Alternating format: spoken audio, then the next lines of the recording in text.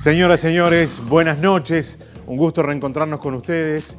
Hoy es el viernes 8 de octubre y estamos comenzando una nueva entrega de 3356.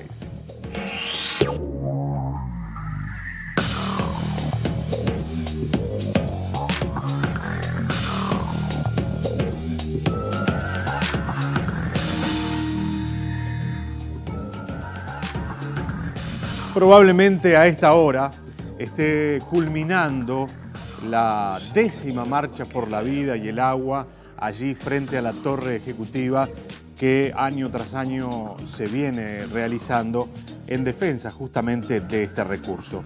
Y este va a ser, de alguna manera, el tema de esta edición de 3356. La ley de riego, cuyo objetivo central fue la modificación de la ley anterior para fomentar el uso del riego para mejorar la productividad del sector agropecuario, entre otros de los motivos y de los objetivos de esta ley. Vamos a presentar el programa con un informe.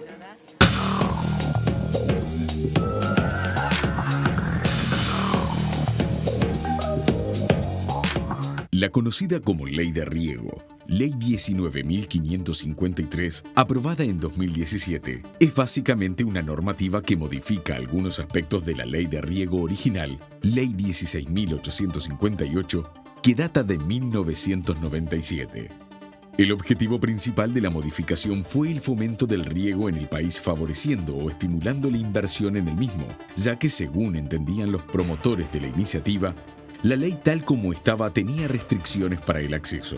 Por tanto, a través del nuevo texto se busca fomentar la creación de sistemas de riego mediante sociedades de productores rurales, así como el desarrollo de sistemas multiprediales que permitan la inclusión de productores que, con el régimen actual, no tendrían en forma individual acceso al riego. Sin embargo, algunos sectores de la sociedad, entre ellos el PIT-CNT y el sindicato que nuclea a los funcionarios de OCE, entienden que la nueva legislación privatiza en algún modo el agua. Es por eso que han iniciado una campaña de recolección de firmas con la idea de habilitar un referéndum que derogue la nueva normativa. Se trata de la primera iniciativa de este tipo promovida por la Central Sindical, desde que el Frente Amplio es gobierno, y ya cuenta con 400.000 adhesiones. Para poder habilitar un referéndum se necesita el 25% del padrón electoral, lo que equivale a unas 650.000 firmas. Las mismas deberán presentarse antes del 27 de octubre, fecha en que se cumplirá un año de la promulgación de la ley. Para quienes defienden la ley, la norma no pone en discusión el dominio público del agua y solo habilita una herramienta para el desarrollo del riego con el objetivo de lograr un mejor aprovechamiento del bien y hacer más fácil el acceso para todo el sistema productivo.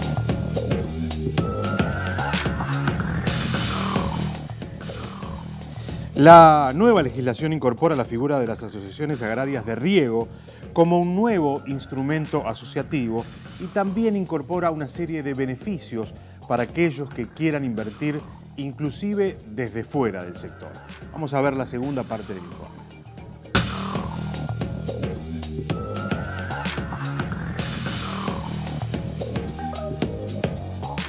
La nueva legislación incorpora la figura de las asociaciones agrarias de riego como un nuevo instrumento asociativo.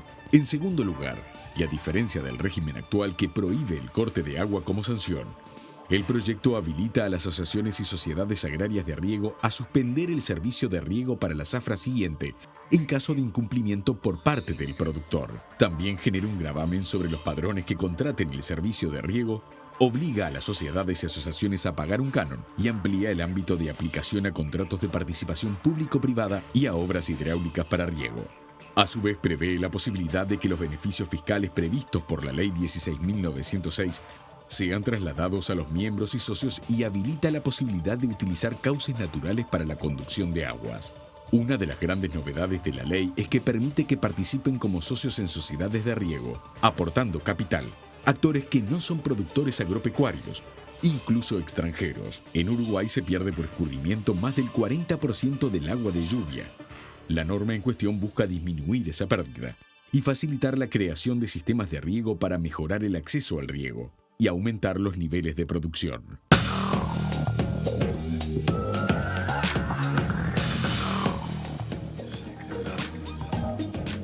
Quedó presentado el tema. En el próximo bloque nos va a acompañar Fernando García Prellac, que es director de Dirección General de Recursos Naturales del Ministerio de Ganadería, Agricultura y Pesca. Con él pondremos contexto y después en el segundo bloque tenemos un debate preparado para tratar este asunto. Hacemos una pausa y ya venimos.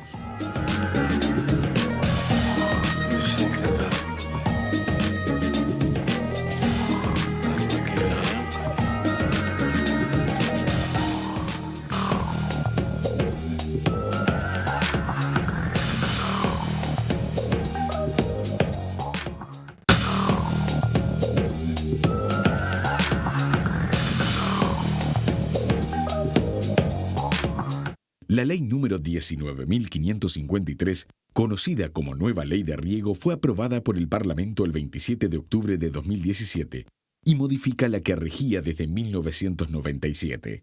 Desde que comenzó la discusión de esta ley se ha originado un intenso debate sobre su alcance e impactos en las dimensiones sociales, económicas y medioambientales. Hoy, en 3356, hablaremos sobre la nueva Ley de Riego e intentaremos entender su alcance.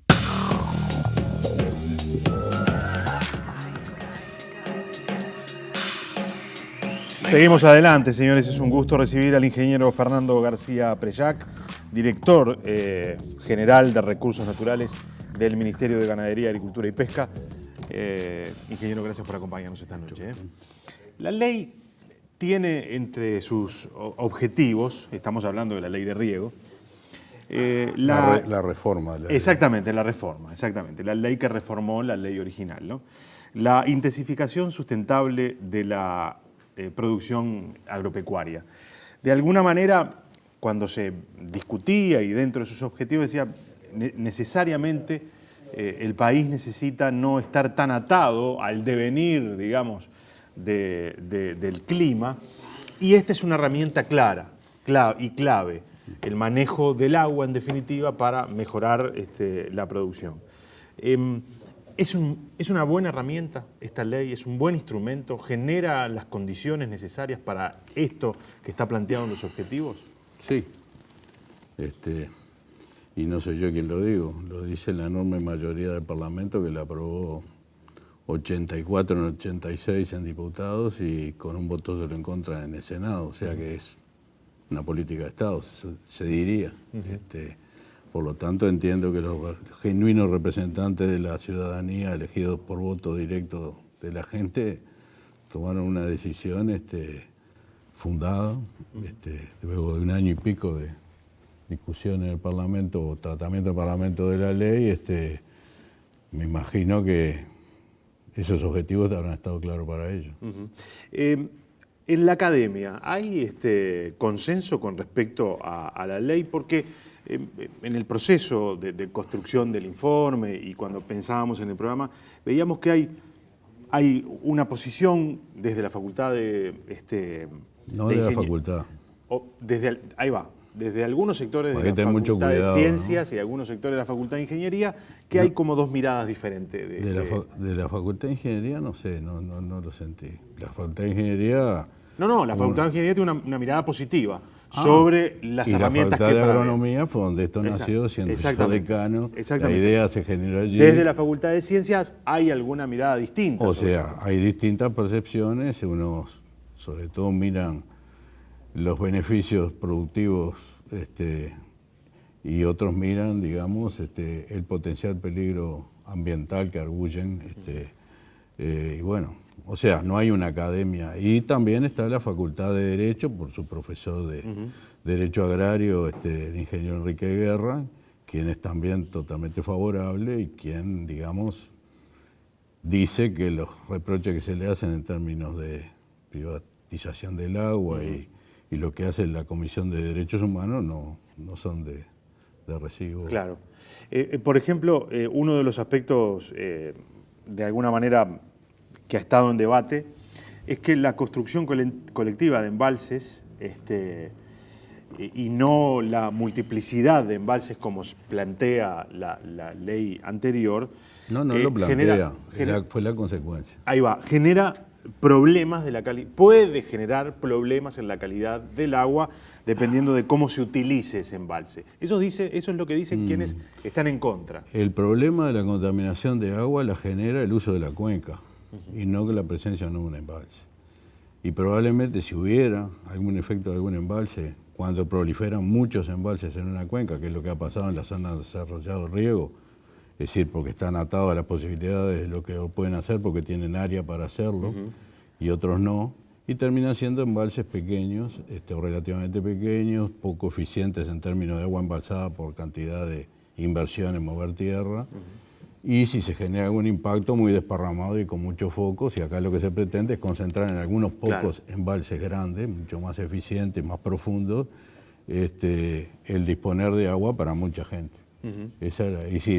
Y romper con ese proceso, porque no es un modelo, no hay ningún modelo establecido, se da porque las condiciones de mercado lo llevan a eso, ese proceso que sobre todo se dio en las zonas arroceras, en particular en el norte y en el noreste, de una enorme cantidad de represas de mediano porte y más bien chicas, para uso individual. Claro. Eso es lo que, desde el punto de vista, digamos, físico y hasta si se quiere ambiental, se busca. Es decir, y además la ley establece o deja claro que los embalses deberían ser realizados en las zonas altas de las cuencas, ¿no? No necesariamente, pero en general sí, porque en las zonas más altas es donde de ahí por gravedad se domina más área hacia abajo al ir bajando la topografía de la cuenca. Pero bueno, esa es una de las razones por las cuales se prevé conducción por causas naturales y no tener que hacer canales para llegar de un lugar hasta otro. El ejemplo más claro y obvio es el que usa la OCE desde siempre en la cuenca de Santa Lucía, represando un paso Severino para llevar agua hasta por los cauces de los ríos hasta la planta de aguas corrientes. También cuando se discutía la ley, recuerdo varios que argumentaban que esto era una herramienta, creaba la ley una herramienta para la utilización del agua de la lluvia, que señalaban se escurre y se termina perdiendo. Quienes están en contra de la ley señalan, bueno, pero acá se está desconociendo el ciclo del agua, bueno, que más o menos todos lo conocemos porque lo estudiamos en la escuela. Es un tema de proporciones. En un país donde se va al mar de lo que llueve entre el 35 y el 40%, parece que no es ningún despropósito de esa sobra guardar algo para cuando falta del orden de 5%, que no se plantea mucho más que eso. Entonces, si eso es un efecto tan importante, y más cuando por cambio climático hay una tendencia a precipitación promedio creciente, muy variable entre años, y hay del orden de un 10% en la región, no solo en Uruguay, la región que abarca Uruguay, y a su vez el escurrimiento tiende a aumentar un 20%, porque la capacidad de almacenar agua de los suelos es la misma, y si llueve más va a escurrir más. Entonces, que falte agua en Uruguay es una, digamos, ciencia ficción terrorista. No, jamás va a faltar agua en Uruguay, a no ser que haya un cambio climático dramático y pasemos a ser el Sahara, como en eras geológicas puede pasar. Pero en el tiempo de nuestras vidas, lo único que podemos esperar, y a la vista de lo que está pasando el cambio climático, vamos a tener más agua. Y esto lo único que intenta hacer es, como ya se viene haciendo, porque hay más de 1.300 represas en el Uruguay. 1.300. 1.300. Hay que ver el mapa, es usar el criterio, y además es agua segura, porque la otra agua que se podría usar es agua subterránea. Claro. Y el agua subterránea depende de dónde uno está, y donde hay más, que es en el acuífero Guaraní, de repente hay que perforar algún kilómetro de basalto para llegar al agua, y además no necesariamente de muy buena calidad para riego, porque contiene sales. Entonces, el agua superficial que escurre es totalmente segura, da para todos los usos. Fíjese que de toda el agua potable que se utiliza en el Uruguay, 92% se usa en riego. Claro. El resto es el agua potable que recibimos para consumo. y el agua que se usa en industrias, ¿no? En todos los usos industriales. Tenemos del orden de 200 y pico de mil hectáreas regadas, y probablemente si esto llega a ser exitoso quizás se duplique el área. riego. ¿Qué significa en términos de impacto para la producción la buena utilización del recurso hídrico? Y bueno, significa, el agua es decir, disponer de riego es un seguro de producción. Es un seguro contra la escasez. La escasez en promedio de años siempre ocurre. Claro. Sí, siempre en los veranos la radiación genera más evapotranspiración que lo que repone las lluvias. Y lo que queda almacenado en los suelos de que hubo agua, da para, a los trenes de evaporación de los veranos, da para 10 días. Entonces, es un seguro de producción. En términos de cultivos, si yo le podría decir que en maíz probablemente se pueda duplicar el rendimiento del que se obtiene en promedio. ¿Con una buena utilización del riego? No, digo, utilizando la misma tecnología que se utiliza en los cultivos, pero además asegurando que no le falte agua, por lo menos que no le falte toda el agua. Duplicar.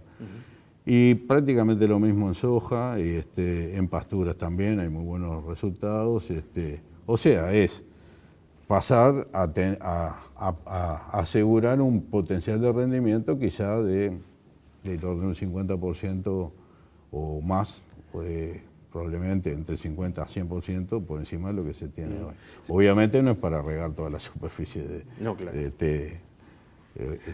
Estamos hablando de llegar a duplicar lo de hoy y que vendría siendo tal vez un tercio o menos de un tercio de lo que se planta de cultivo. Se señala que en definitiva esto viene a beneficiar un tipo de producción, ¿no? Lo que se le dice la producción de secano. Y obviamente, o sea la que no tiene riego. Claro, no va a ir a regar lo que ya se riega. Claro, pero lo que se señala desde quienes están en contra es, este es un modelo de producción que en realidad genera poco valor, es decir, hay una serie de cuestionamientos al modelo productivo. Pero ese es otro tema. Eso que lo discutan con el mundo capitalista, que el mercado, es decir, lo que hace la gente es lo que le manda al mercado. Estamos en un país de libre mercado. Y seguro, la gente planta soja, ay, qué horrible planta soja, pero cuando uno va a ver de que el ingreso bruto hasta ahora en promedio de la soja ha sido del orden de entre 60 y 200 y pico % más que cualquier otro cultivo, bueno, claro. Es decir, es un desmadre, pero manda al mercado.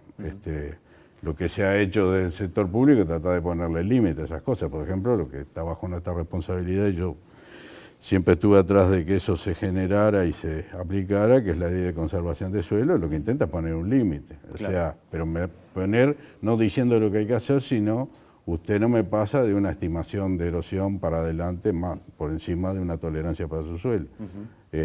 Porque si no sería... ¿Y eso se está controlando, se está haciendo como se debería hacer? Sí. Porque recuerdo que el debate cuando ingresó la soja, y esto es colateral, no es estrictamente el asunto, era lo destructivo que es este tipo de producciones para con el suelo, ¿no?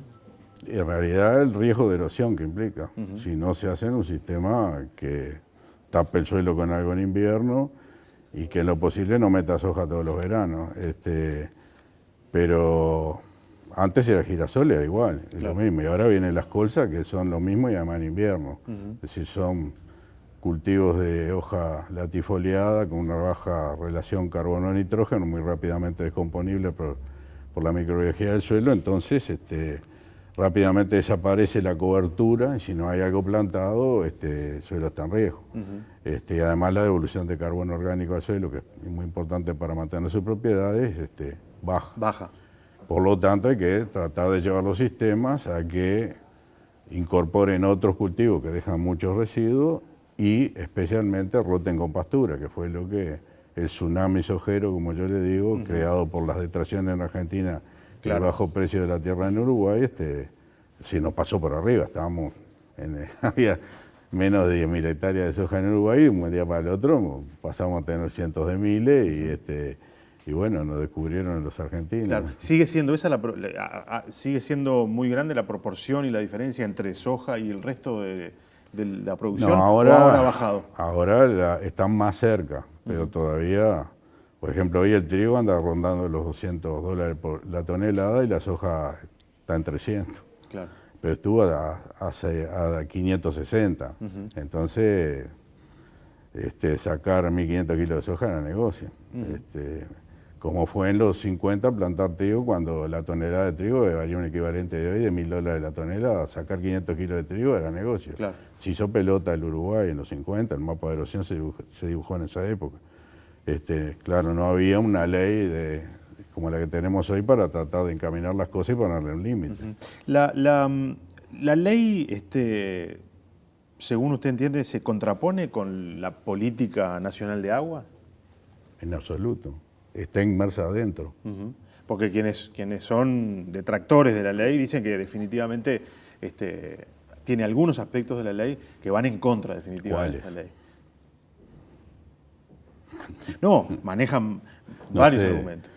Sí, que el riego va a estar por encima de lo que manda la Constitución. Imposible. Si lo manda la Constitución, el ordenamiento territorial va a decir, en esta cuenca está primero la disponibilidad de agua potable y hay que asegurar tal % del caudal para agua potable, y si sobra puede ser que se dé para riego. Claro. Pero digo, eso está amparado por el resto de la legislación. Porque el riesgo, dicen, es ese, claro, que es... No, pero nunca jamás, es decir, porque el permiso para tomar agua o para represar lo da el Estado. Claro. Y lo va a dar contra el proyecto presentado y contra la disponibilidad en la cuenca.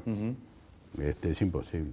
Hoy no se puede, por ejemplo, dejar de enviar agua a un productor que no haya pagado. Con esta nueva ley se señala que aquel... Si tú no pagas la luz, te corta la UTE, bueno, esto es lo mismo. Si tú haces una sociedad, entras en una sociedad, te comprometes por contrato a hacer un cierto pago y no lo pagas, la sociedad... Si tú haces una propiedad horizontal, dejas de pagar los gastos comunes, una hipoteca solidaria que te van a ejecutar. Es exactamente lo mismo. Claro. Sería una... Porque el riego no es un derecho fundamental de uso de agua. Claro. Los derechos fundamentales de uso de agua que prevé el artículo 27 de la Constitución son agua potable y saneamiento. Claro.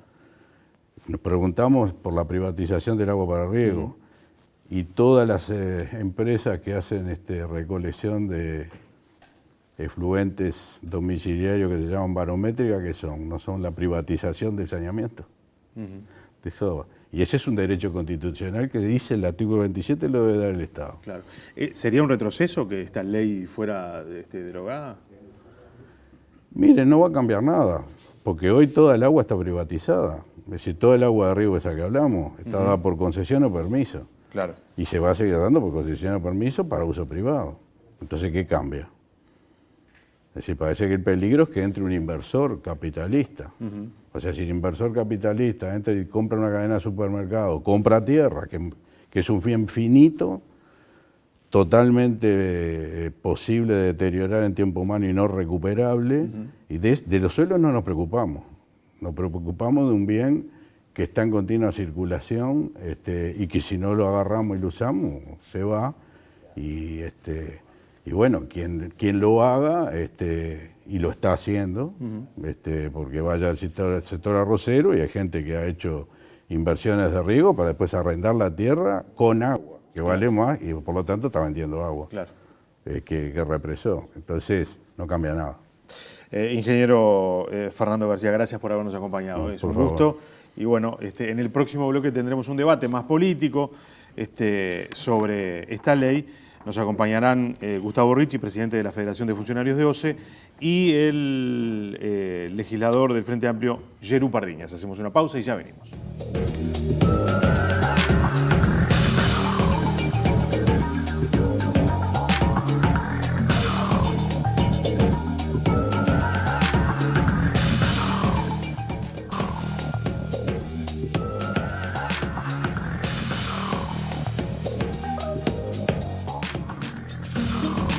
Son las 8 de la noche y 32 minutos, seguimos aquí en TNU.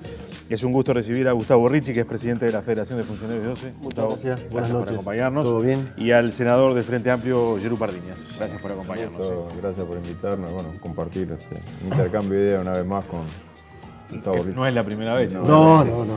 ¿Por qué hay Esperemos que no sea la última. ¿Por qué hay que derogar la ley? Bueno, para nosotros es una muy mala ley del gobierno.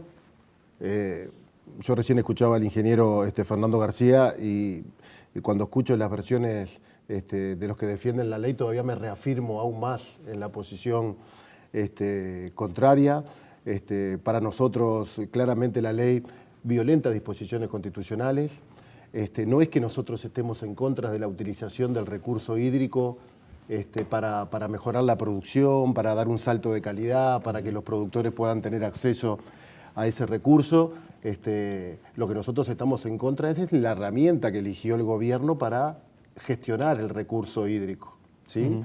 Designado por el artículo 47 de la Constitución de la República como un derecho humano esencial para la vida. No habla únicamente del agua potable y del saneamiento.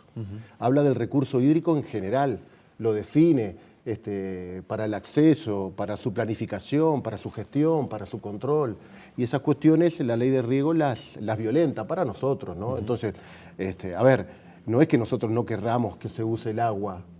Nosotros queremos que se use el agua, pero de forma responsable, de forma amigable con el ambiente y de forma sustentable. El gobierno se equivocó en la ley, para nosotros. ¿Viola disposiciones constitucionales esta ley?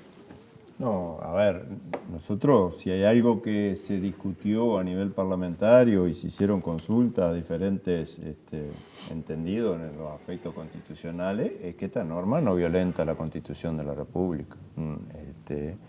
Es hoy un elemento que muchas veces cuando discutí una ley en el Parlamento, entre las cosas que se dice, bueno, pero es violatoria la Constitución. Bueno, justamente se buscó zanjar esas consultas para garantizar de que esto no violenta la ley. Es más, el artículo de la Constitución habla de que hay concesiones para el uso del agua en lo que es la producción, no así para el caso del saneamiento y del agua potable. Es más, las acciones que han tenido también nuestros gobiernos es de aplicar el artículo constitucional, pero también aplicar la normativa general que hay sobre el agua, porque este es el otro elemento que hay que incorporar acá. Es decir, esta reforma de la Ley de Riego Agrario, la del año 97, es un elemento más en un cúmulo de normativas que se aplican cuando se va a realizar el riego. Es decir, cuando se va a presentar un proyecto de riego para autorizarlo,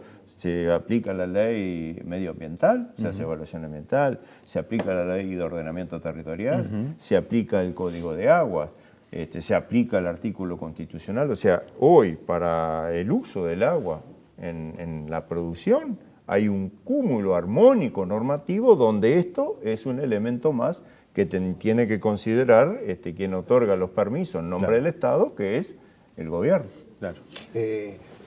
La Constitución claramente dice que las aguas superficiales y las aguas subterráneas son de dominio público estatal.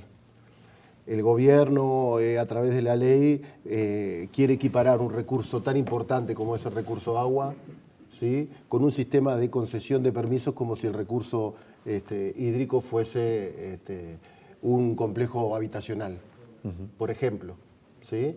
Se me está queriendo marcar ese tipo de situaciones. La gente cuando votó en el año 2004, el 64.7% de la población claramente emitió un mensaje. El agua tiene que ser protegida por el Estado. Yo reitero, de dominio público estatal. Y además, el origen de esta reforma constitucional se dio porque el gobierno del doctor Jorge Valle en aquel momento había concesionado el agua potable y el saneamiento en el departamento de Maldonado. Sí, recuerdo. Con la empresa Uragua.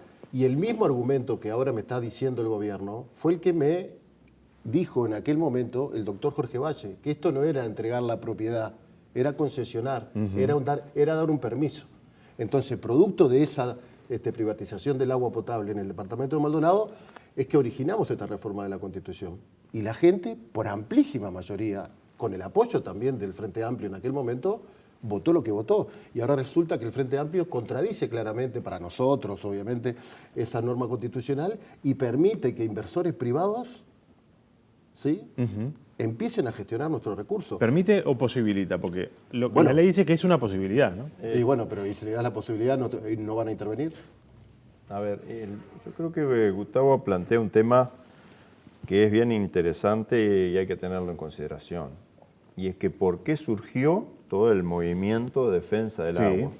Y era justamente por la privatización en el uso del agua de consumo humano. Y ahí es donde se centraba, porque aparte se centró el debate, nuestra fuerza política trabajó por la junta de firma, ensobró luego la papeleta de la reforma que permitió llegar a ese porcentaje. Si no hubieran votado las y los frente amplistas, si nuestra fuerza política no hubiera trabajado junto con las organizaciones sociales, de la Comisión del Agua y la Vida, el sindicato de FOSE, no se hubiera logrado ese porcentaje de adhesión.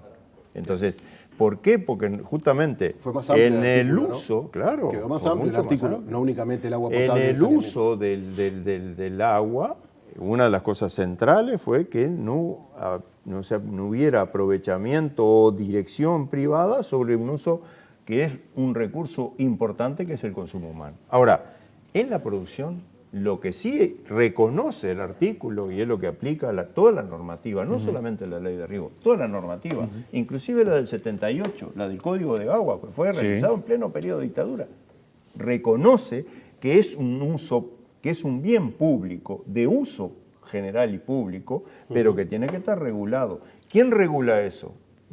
El agua de lluvia, vos la podés juntarla de tu casa. Ahora, vos no podés salir a la calle, armar una represa y de un cañito y meter para dentro de tu casa y desviar. No, eso está prohibido. Ahora, ¿quién regula eso? Cuando decimos que es de bien público, hay una figura que representa el bien público, que es el Estado, el gobierno. Ausente totalmente. Y el gobierno es entonces el que estudia los proyectos y autoriza o no autoriza. O sea, el uso de agua en riego va a ser, como es hasta ahora, a partir de proyectos que se analizan, se estudian, cumplen determinados requisitos, se autorizan. No cumplen determinados requisitos, no se autorizan. ¿Ausente en qué sentido? Y yo pongo un ejemplo que lo pongo siempre en cada una de las charlas. El senador Pardiñas acaba de mencionar el Código de Agua del 78. Ya marcaba que el Estado tendría que cobrarle un canon a los privados que utilizan el agua para la producción. El año 78, ¿sabe la gente cuánta plata recaudó el Estado desde el año 78 hasta hoy, 2018, por canon de esas 1.300 represas, por ejemplo, que dijo recién el ingeniero García? ¿Saben cuánta plata recaudó? 0 pesos. Nunca el Estado, en sus diferentes formas, en sus diferentes colores partidarios, que les tocó gobernar desde esa fecha, plena dictadura, hasta hoy, 2018, le pudo cobrar a los privados por el uso de un recurso humano esencial para No la se vida. controló, digamos, no se controló. Ausente totalmente. Y una muestra clara de esto es lo que ha pasado hace 48 horas. El Instituto de Derechos Humanos y Defensoría del Pueblo hizo un informe sobre la gestión de la cuenca del Santa Lucía y sobre OCE como empresa pública, cómo perjudica la cuenca del Santa Lucía. El propio Estado perjudicando un recurso vital, un recurso natural para todo el mundo. Pregúntenle a la gente que vive en los alrededores de la cuenca de Santa Lucía. Ausente totalmente. Y todavía más, que no tiene que ver con la ausencia, sino con el modelo que está queriendo implementar el gobierno con esta ley. Yo voy a poner un solo ejemplo. Habilita la participación de privados. Sí. Que no tengan Que no tenga que ver con el sector, digamos. Puede venir cualquier inversor privado, de cualquier rubro. Y acá voy a poner un ejemplo. Acá lo que imagino el legislador pretendió fue, el sector quizás no tenga recursos para hacer este tipo de inversiones, puede venir alguien de afuera del sector y generarlo. Déjame poner ese ejemplo. ¿Sí? Lo que permite esta ley, por ejemplo, es que una cadena multinacional de hamburguesas que está actuando en nuestro país, conocida, venga y sea partícipe de la gestión de un embalse. ¿Sí? Una cadena multinacional de hamburguesas, que está habilitada. Se le exonera impuestos por las ganancias que pueda tener por ese embalse y además se le permite exonerar impuestos de su actividad. Es decir, le dan la posibilidad de gestionar el recurso hídrico, agua. Le dan la posibilidad de exonerar los impuestos por las ganancias que puedan tener de la generación de un recurso que es nuestro y a su vez le permiten exonerar impuestos de las hamburguesas. A ver esto. Bueno, a ver. Yo creo que hay una Lo dice la ley, ¿no? interpretación muy distorsionada de la ley por parte de Gustavo en este aspecto. Es decir, ¿qué es lo que establece la ley? La ley, por un lado, habilita y precisa de mejor manera las figuras jurídicas que se pueden incorporar para la realización de un proyecto de riego. Define por primera vez en nuestro cuerpo normativo lo que es el concepto de riego multipredial. O sea, ya no de un solo productor, sino de un conjunto de productores que se asocian para hacer una inversión. Eso es de riego. innovación, es una innovación de la ley. Esto es una normativa nueva. ¿Cuál es el otro elemento? Es que en ese conjunto, ya sea Sociedad Agraria de Riego o Asociación Agraria de Riego, son las dos figuras jurídicas, pueden también incorporar inversores o gente de afuera del sector, que lo que hace es participar de esa inversión.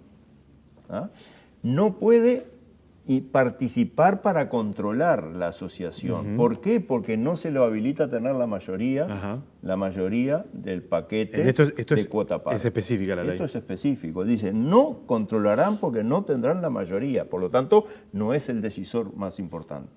El otro elemento, ¿por qué esta figura? Porque esta figura allana lo que muchas veces es necesario, encontrar financiamiento para inversiones importantes. Es decir, si no tuviera esta figura, ¿cuál sería el mecanismo? Bueno, si hay una asociación de agraria, que vaya a solicitar un crédito en el banco. Es decir, ¿qué es lo que se buscó? Facilitar que hubiera financiamiento. Ahora, pero le permite, como decía Richie, exonerar impuestos en su otra actividad. Ahí está el elemento sustantivo. Ahí está el elemento sustantivo y diferencial. Y es para que la actividad de riego no sea una actividad que genere renta, o sea, que no sea una actividad que de por sí le dé ganancias a los quienes tienen el riego, sino que sea una actividad de fomento y desarrollo de la producción. Lo que habilita la ley es, porque estas inversiones pueden ser amparadas por la ley de inversiones, si el paquete, el conjunto de los productores tienen exoneraciones fiscales como premio por la inversión, esas exoneraciones fiscales se puedan trasladar a sus empresas. ¿Por qué? Para que no busquen tener un servicio caro y generar renta para aplicar ahí los beneficios fiscales. Porque ¿qué es lo que hace los beneficios de la ley de inversiones? Es decir, si vos te acepta un proyecto, bueno, se te podrá decir, bueno, va a tener durante 10 años como exoneración fiscal el 5% del IRAE. Claro. El 5% de la renta que genere tu actividad en el proyecto. Como el proyecto de riego lo que se busca es no fomentar la renta por el uso del agua, entonces lo que se propende es que ese beneficio se extienda afuera. Pero no solamente para el que pone el inversor mayor o el inversor menor, para el conjunto de la sociedad agraria de riego o de la asociación agraria de riego. Es para todo, es para los productores que participan también. De ahí lo importante, porque haya estímulo para que los productores realmente se vean en un camino favorable de hacer una inversión. Claro. Es una mercantilización del recurso humano en un derecho humano esencial para nosotros. Ustedes dicen se crea un mercado de agua. Pero se crea un mercado del agua, se mercantiliza, se comercializa, se le aplican criterios impositivos y comerciales como si el agua fuera cualquier producto negociable, como si fuera cualquier producto comerciable. Y es más, se crea la figura del operador del sistema de riego para que la gente entienda. Y miren que no son interpretaciones nuestras, lo dice claramente la ley. La figura del operador del sistema de riego, ¿sí?, para que la gente lo pueda entender, es cualquier intermediario de cualquier actividad comercial. ¿Sí? Van a salir a vender y a comercializar agua. Hay un desconocimiento. A vender y comercializar. Cosa que en el año 2004, yo reitero, la gente se expresó claramente de que no podía ser. Pero además, yo acepto que pueda haber interpretaciones distintas. ¿Sí? Entonces, si hay interpretaciones distintas, ¿qué es lo que mejor puede pasar? ¿Qué es lo que mejor le puede pasar a la población, al Uruguay, con un recurso tan importante? Y que vuelva a decidir, y que la gente decida. Y es extraño como el Frente Amplio, he participado de recolecciones de firmas por un sinnúmero de plebiscitos cuando el Frente Amplio era oposición, como ahora pone reparos a que la gente vuelva a decidir sobre algo de ellos, sobre el recurso natural más importante que tiene. Iba a hacer una aclaración con respecto Sí, sí. a lo último, esto de la mercantilización. A ver, en primer lugar hay un desconocimiento en algunos aspectos que se manejan de cómo funciona la producción en el Uruguay y los recursos naturales. Es decir, la producción hoy agropecuaria en el Uruguay y tantas otras ramas de la producción funcionan en el sector privado. El Estado tiene reservado para sí algún área de la producción, no toda. Por ejemplo, en Facultad de Agronomía, quien estaba acá, ex decano, la facultad tiene una serie de estaciones experimentales donde hay producción. Ahora, el fin no es producir, allí el fin es hacer investigación. Investigar. INIA tiene también producción agropecuaria, pero el fin no es producir, es hacer investigación. Pero la producción funciona en el sistema privado. ¿Tá? Hoy en día, el uso del agua en la producción Ya es. pero a Ya ver, lo utilizan los privados.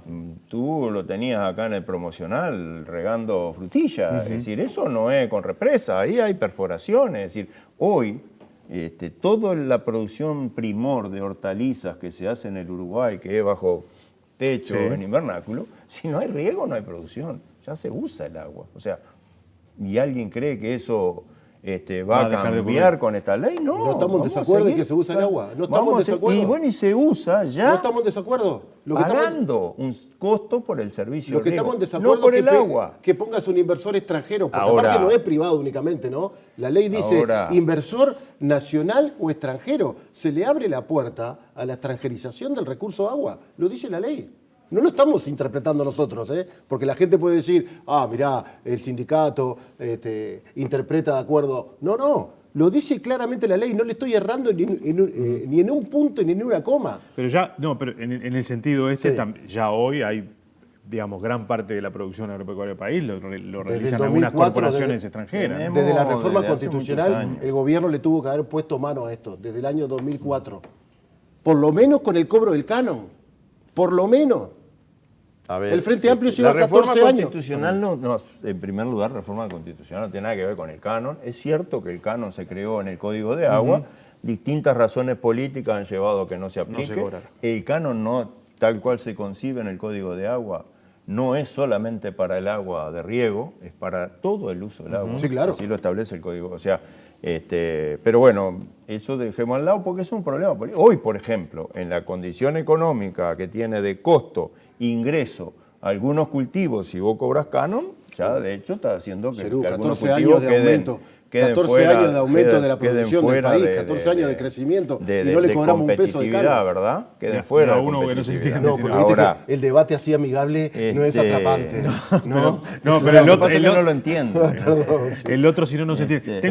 Nos quedan pocos minutos, si no ingresamos pero- en un aspecto central que es el aspecto ambiental. Pero a ver, El otro también- es el elemento de por qué se habilita, esto también es una innovación normativa, la posibilidad, no es obligatorio, pero la posibilidad del operador de riego. Claro. Porque estamos hablando de sistemas multiprediales, estamos hablando de la incorporación de sistemas donde van a confluir muchos productores. Claro. Por lo tanto, acá, cuando el sistema es como hoy, que lo maneja el productor y para sí, Claro. no necesita, porque define él sus intereses. Exacto. Cuando es multipredial, cuando hay varios productores en juego, varios procesos en juego, la figura del operador es una figura que armoniza, que en realidad ordena, es algo que nosotros hemos ido aprendiendo en la colectivización de la producción agropecuaria. Los grupos de productores que hay en el rubro lechero, que hay en el grupo, en los CREA, ganadero o agrícola, hay operadores que son los que armonizan el funcionamiento. Sin esos operadores los grupos no funcionan. Está concebido de esa forma. Le permiten usar Y el lo agua. otro- Le permiten usar el agua para generar energía eléctrica para vendérsela al mercado interno. Lo dice la ley. Le permiten a los inversores nacionales o extranjeros, privados, generar con nuestra agua energía eléctrica. ¿Para qué? Para vendérsela nuevamente al Estado. A ver, Insólito. Insólito. el tema de la microgeneración que habilita esta ley es previendo de que si hay obras de infraestructura de gran porte, Tiene que ser de gran gran porte. nivel, que aparte de la microgeneración no es una generación de turbina como son Sí. la del Rincón de Bonete, en el caso de las represas de riego tiene que ser por altitud, o sea, manejan otro tipo de flujo del agua, se habilita para la producción de energía. ¿Por qué? Porque aparte la principal limitante para el uso mejor del riego es tener energía. Claro. Entonces la propia generación es un elemento que ayuda a hacer el sistema más viable. y lógicamente el excedente puede ser volcado a la red si lo habilita también el mercado. O sea, acá hay un mercado de energético que lo regula el Estado, está regulado por el Estado, lo tiene UTE la llave de eso, por lo tanto acá nadie está obligando, sino que habilita. ¿Por qué? Porque las leyes son herramientas que habilitan. Luego se podrán hacer o no. Un minuto para cada uno para inventarnos en un tema que lamentablemente no pudimos, que es el tema ambiental, ¿no? Bueno, yo invito a la gente a que entre en la página web del Instituto Nacional de Derechos Humanos y Defensoría del Pueblo, que pida, que ponga informe sobre la ley de riego, marca claramente cuáles son las consecuencias negativas desde el punto de vista ambiental y que también ingrese a el documento que muchos científicos integrantes del Departamento de Limnología de la Facultad de Ciencia opinan sobre los efectos negativos de aplicarse esta ley de riego con el concepto de... ¿Impactan la contaminación del agua? Totalmente. La contamina aún más de lo que hoy está. Ausencia total del Estado. Hoy las principales cuencas del país están en un nivel de deterioro importante. ¿Por qué? Por la ausencia del Estado en los controles. Y esto va a seguir pasando con la ley. Bueno, la ley en primer lugar, justamente por eso, si hay una derogación, tiene un impacto negativo importante en las políticas ambientales, es porque define por primera vez un cuerpo normativo vinculado al agua, que tanto importa, lo que es el caudal ambiental. Es decir, en primer lugar, introduce también en las normas de riego algo que surge con la reforma constitucional y es la aplicación del concepto de cuencas hidrográficas. Es decir, que el curso del agua no es solo ese curso, es parte de un sistema donde hay una cuenca hidrográfica. Y en esa cuenca hidrográfica se precisa de que tiene que haber un caudal ambiental. ¿Qué implica el caudal ambiental? Que en todo proyecto de riego, cuando se autoriza, tiene que preverse de que hay un flujo de agua que tiene que existir. Eso es una normativa innovadora, está en la ley por primera vez en las normas del Uruguay. Entonces, eso es parte de ese concepto ambiental.